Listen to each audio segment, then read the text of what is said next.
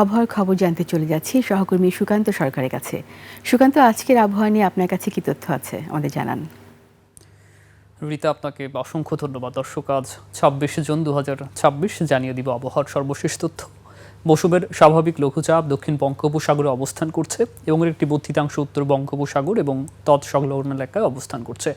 আবহাওয়া অধিদপ্তর যেমনটি জানিয়েছে যে আজ চট্টগ্রাম, সিলেট, রাজশাহী এবং ময়মনসিংহ এই 4টি বিভাগের কোথাও কোথাও বৃষ্টিপাতের সম্ভাবনার কথা জানিয়েছে এবং একই সাথে ঢাকা, ময়মনসিংহের কথা বলেছে এবং দেশের যে অন্যান্য বিভাগ রয়েছে তার কোথাও কোথাও দু একটি জায়গায় কিন্তু বৃষ্টিপাতের কথা আমরা জেনেছি এবং এই সব বিভাগের আবার জানানো হয়েছে যে কোথাও কোথাও মাঝারি থেকে ভারী বর্ষণ হতে পারে এবং দেশের যে উত্তর অঞ্চলের উপর দিয়ে যে মৃদু শৈত্যপ্রবাহ প্রবাহমান রয়েছে সেটি কিন্তু আরও কিছুদিন বা কয়েকদিন অব্যাহত থাকতে পারে, এমনটি আমরা জানিয়েছি আবহাওয়া অধিদপ্তরের যে আপডেটটি রয়েছে সেটি থেকে।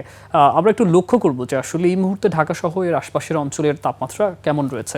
আমরা দেখছি যে গাজীপুরের দিকে 32 ডিগ্রি, আমরা দেখছি ঢাকায় কিন্তু এই মুহূর্তে 31 ডিগ্রি তাপমাত্রা এবং মানিকগঞ্জে 31 ডিগ্রি, টাঙ্গাইলে আমরা একটু বেশি লক্ষ্য করছি সেখানে 32 ডিগ্রি এবং সিরাজগঞ্জের দিকে সেখানে কিছুটা তাপমাত্রা 1 ডিগ্রি বেশি 32 ডিগ্রি এবং বগুড়ায় কিন্তু আরও 1 ডিগ্রি বেশি, এখানে 33 ডিগ্রি। এছাড়া আমরা দেখছি যে ময়মনসিংহে বলেছে 31 ডিগ্রি, কিশোরগঞ্জে আমরা দেখছি 32 ডিগ্রি। আমরা লক্ষ্য করছি রাজশাহীর দিকে যে বৃষ্টি হওয়ার কথা থাকলেও সেখানে কিন্তু 33 ডিগ্রি, অর্থাৎ বৃষ্টি হলে কিছুটা তাপমাত্রা কমে আসতে পারে। নাটোরে কিন্তু আরও কিছুটা তাপমাত্রা বেশি, এখানে আমরা দেখছি 34 ডিগ্রি।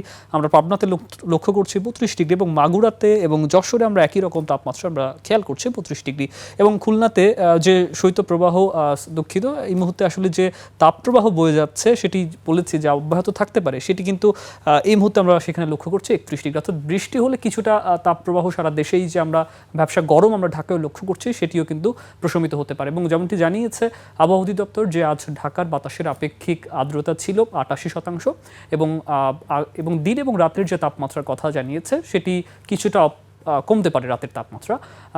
এই ছিল আসলে রীতা আমার কাছে আবহাওয়া নিয়ে সর্বশেষ তথ্য। সুকান্ত, অনেক ধন্যবাদ।